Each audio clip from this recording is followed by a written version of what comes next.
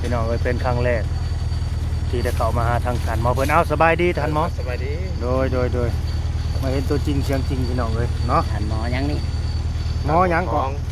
ขออนุญาตถาม ทานหมอท้อง ฐานหมอทองอันนี้เฮาก็บ่ฮู้เด้ว่าเพิ่นเป็นฐานหมอนี่เป็นฐานหมอแบบหาซักยาให้คู่ให้คนนี่บ่ฐานหมอ โดย โอ้นึกว่าเป็นหมอสูตรหมอหยังนี่ หมอซักยา หมอซักยาเนาะ โดย อ๋อซักเบิดทุกยาแม่นบ่ โดย แทงเงินคนนำ ซักยาลาวะซักเบิดทุกยาก็สิมาแสดงความยินดีนำเพิ่นนั่นแหละ โดย ที่ว่ามีทีเป็นของเจ้าของแหละก็ตอนนี้ก็เขากำลังจ่อน้ำให้พี่น้องเลยแต่ว่าก็ยังคิดเป็นห่วงน้ำเพิ่นอยู่เด้ว่าไผสิมาอยู่น้ำเจ้าน่ะท่านหมอลูกหลานน่ะมีไผสิมาอยู่น้ำอยู่บ่ กับว่าท่านถาม ผู้เขาสิมาเบิ่งมาแย่งเจ้าเดิ กับว่าท่านถามเพราะมันท่านแล้ว บ่ทันได้เว้ากับเขาเนาะ หมอ บัตรมันแล้วก่อนเนาะ โดย แต่ว่าคันแล้วนี่แบบว่าต้องมีแหละคนอยากมาอยู่นํ โดย ตอนนี้ก็ยังบ่มีดอก โดย อันเขาว่าที่นี่ใกล้พี่ประสาทซะบ่ทานหมอ โดย ทางไหนพี่ประสาทน่ะไปนี่จังลักพี่ประสาทนี่ ไปนี่ก็ประมาณ 3-400 เมตร ปั้นนั้น โอ้ ลัดไปนี่จะโผล่ต่างที่เรา โดยลัดไปทางนี้นะลัดไปมันมีตรงนาเนี่ยมันโผล่ใจ ทางเข้าทางไหนนี่พี่ประสาทนี่ นี่แหละ โอ้เข้ามานี่บ่ ขับไปนี่ออกไป โอ้ ลัดไปฮั่นเป็นจะเข้าข้าวชวนเขาเป็นลัดไปนี่ประมาณ300 เมตรพอเป็นหอ โดย ใกล้ปีพระท่า บ่คิดย่านบ่ทานหมอ บ่ย่านเนาะ บ่ย่านเนาะ บ่ อายุปานนี่แหละเนาะรุ่นนี่แหละเนาะ บ่ย่าน โดยผ่านยังมาหลายเลยแล้วบ่ย่านดอก บ่ พี่น้ ย่า อง น เพราะว่าคนเฮาที่ย่านนี่ยังเนี่ยแหละมันก็ทีนี้บ่วิตอยู่แล้วเนาะ มันไปบ่รอดแล้ว โดย ว่าสิบ่ย่าน แม่นก็บ่คิดว่า โดยก็บ่คิดว่าสิกลับมาแบบว่าอย่างได้ไปเป็นหลังจากที่เฮ็ดคลิปเจ้าหน้าทัดหมอ โดย ที่ว่าโหลดลงแล้วก็ไปนอนจนตัวเด้อตอนน่ะว่าเหี่ยวก็บ่ออกอีหยังก็บ่ออกหันนะ โดย แต่ก็ตอนนี้ก็แบบว่าก็คือพยุงสวยเจ้าของได้เนาะ โดย ไป กำลังสิพืชนะ โอ้โดยกำลังสิฝักพื้นก็แม่น นี่มือกับกำลังสินาพืชนะตะกี้กลับบ่ได้เลย คนละจอกบ่นี่ ก็จริง คิดจ ฐา อน ก หมอเนาะ หากระสิพืชเนี่ยตะกี้จับบ่ได้เลย โดย ทิ้งบ่เป็นนอนแบแปลงแรงเลย โอ้ตีงบ่ได้เลย บ่ได้เลย จำยังบ่ได้เลย จำยังบ่ได้เลยแต่นี่นั่นสามีนั่นนี่พอได้กินข้าวได้เองได้แน่ โดย แต่บ่ทันแข็งแรงปานใดนะ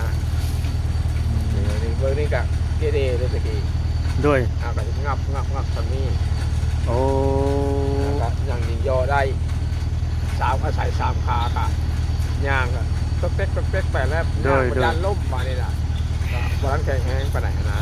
โทษเด้อทานหมอมีลูกมีเมียอย่าบอกขออนุญาตถามแหน่ เมียนั่นเอาแล้วเพิ่นละป้า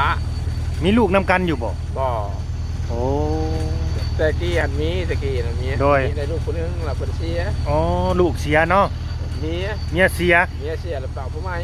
โอ้ เปล่าผู้ใหม่แล้วเพิ่นส่งหนี้ แล้วบ่มีลูกเนาะผู้ใหม่กันเนาะ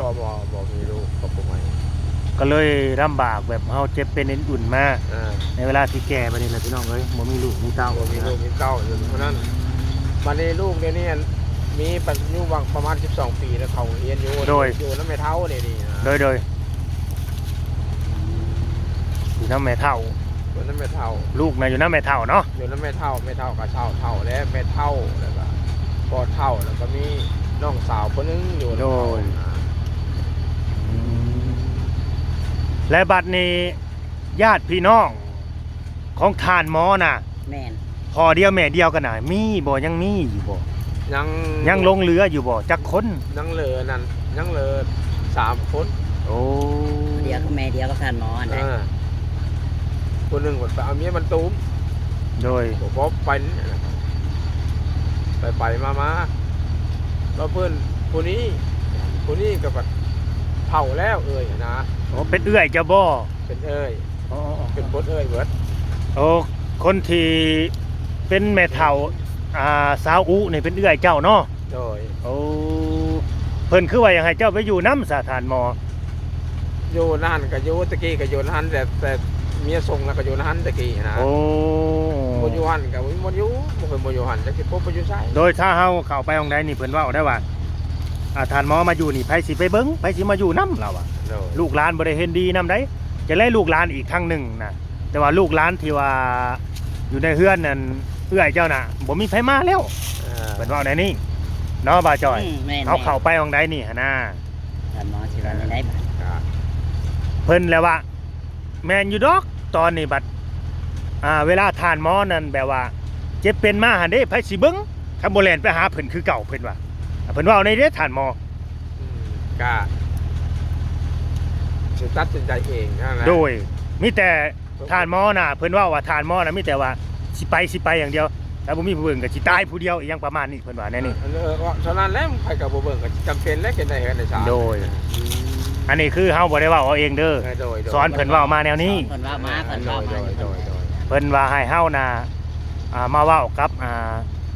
บ่าวบอสนั่นแหละที่ว่ามาซื้อที่ซื้อหยังให้นะก็ยังให้เจ้าน่ะกลับไปอยู่นำในหันปลุกก็ให้มาปลุกอยู่นี่เพิ่นว่าหยังประมาณนี้นะ มันไกลโม มันใกล้พี่ใกล้น้องเจ้าหั่นแหละ ดูไก่กับไปเป็นพี่น้องครับแพงสมมุติว่านะกับบริษัททานเราเปิดไผเว้านั่นแหละกับบริษัททานเพราะว่าเฮาก็ตรงสภาพการแบบนี้ผู้นั้นกับบริษัทผู้ใดกับบริษัทจักคนเฮาตรงสภาพการแบบนี้แล้ว เฮาฮู้ตัวเฮาดีเนาะ บางทีแบบจังไดเจ้าก็ต้องได้พึ่งพาอาศัยญาติพี่น้องเจ้าอยู่ดีหั่นแหละ โดย เพราะว่าเฮาตีลำพังเจ้าของนี่สิแบบว่าเอาตัวบ่รอดหั่นนะสุดท้ายมากก็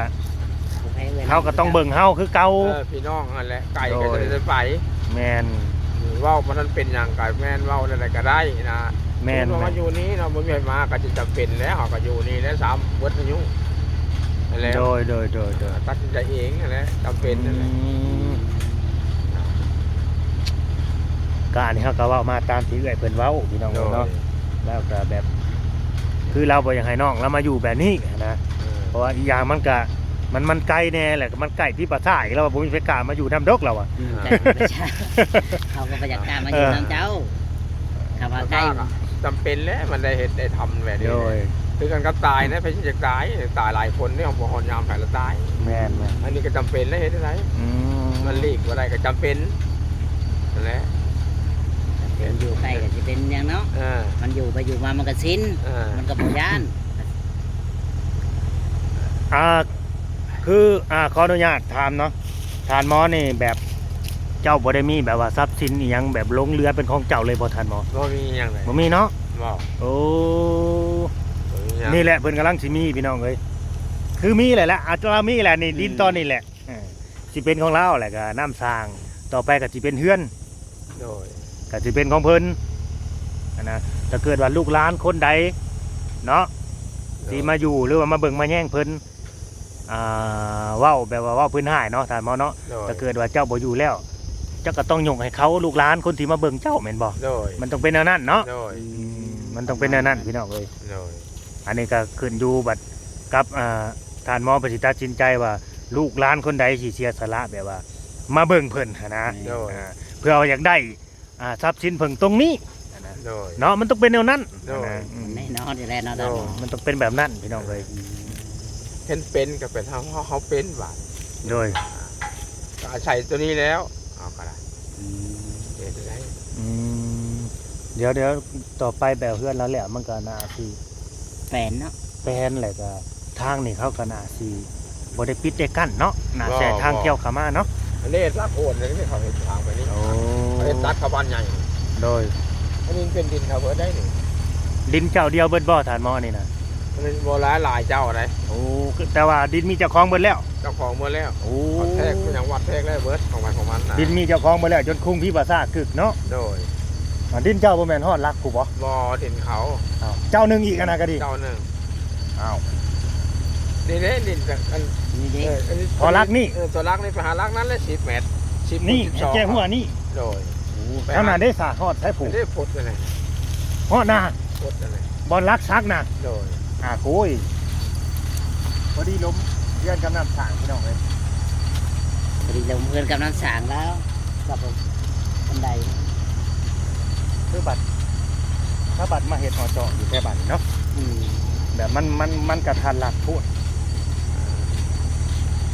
10 คูณ 10บอกเพิ่นเว้าน่ะ 10 คูณ 12ทางนี้10เป็น12 น่าจะทางนี้10ทางนี้12น่าจะ มันกระทันหลักพี่น้องเนาะจักซื้อเท่าใดอันดิซ้ำกันมอฮู้บ่ซื้อเท่าใด หรือว่า26,000 เอา6,000 6,000 บาท โดย บาทโธ่จะบ่แพงแท้อันนี้ เจอันเจนี่ต้องวางต้อง30,000พุ่นแล้ว โดย เพื่อค่าไว้ตาดอกตาดินเนาะค่าน้ำ แพง ของในบ้าน แพงไหน ไหน แพงเนาะยอมรับว่าแพง แพงไหนแพงดิแพง โดยแพง อัน แพ นี้ ง เขาก็จะขายเวิร์ดนี่ของเขาอ่ะที่ขายเวิร์ดเอาแล้วเนี่ยเอาในสายที่ตัวใดแต่ฉันนี่ก็ แม่น พอแล้ว เดี๋ยวเฮาขออนุญาตเบิ่งอันเนื้อที่ดินแล้วก็ท่านสร้างกับจ่อน้ำก่อนเนาะ แม่น โดย มาอยู่กันเจ้า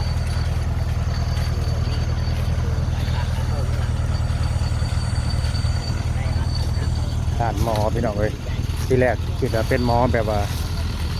หมอสูตรหมอเป่าเนาะบ่แม่นเป็นแพทย์เป็นหมอแบบซักยาให้คนรถจ่อน้ำนี่ก็มาแต่บ้านโนนยางผู้ใดพินใต้พินเหนือผู้เนาะบ้านโนนยางพี่น้องเอ้ยนี่นะเราก็มาไกลพอสมควรที่ไปจ่อน้ำให้เขาหนองแดงหั่นแหละเนาะอยู่ใกล้ที่ปราสาทที่ปราสาทประมาณ200-300 เมตรอุ๊ย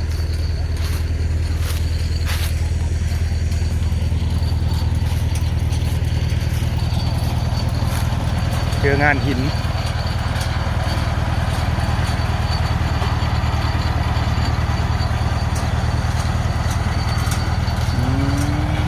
คิดว่าสิแล้วบ่มื้อนี้ลุง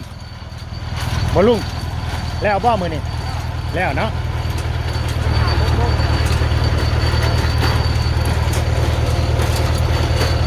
ยังมีน้ำเฉยเนาะอยู่นี่เนาะยังมีน้ำเฉย